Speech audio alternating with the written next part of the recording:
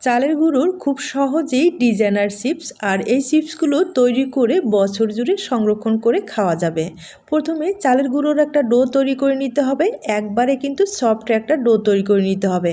আমি কিছুটা ডোয়ে একটু কালার দিয়েছি, এরপরে ডিজাইনগুলো তৈরি করে দেখিয়ে দিচ্ছি। একটা কুকি কাটার দিয়ে ছোট করে কিন্তু কেটে নিলাম। আপনারা চাইলে প্লাস্টিকের ঢাকনাগুলো দিয়েও কেটে নিতে পারেন। আর একটা পাতলা টিনের সাহায্যে সাইডের ডিজাইনগুলো তৈরি করে নিলাম। মাঝখানেও আমি একটু ডিজাইন তৈরি করে নিলাম।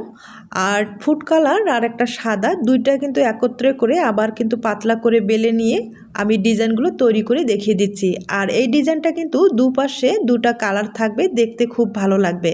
এই চিপসগুলো ফ্যানের বাতাসে কিন্তু খুব সহজেই শুকিয়ে যাবে।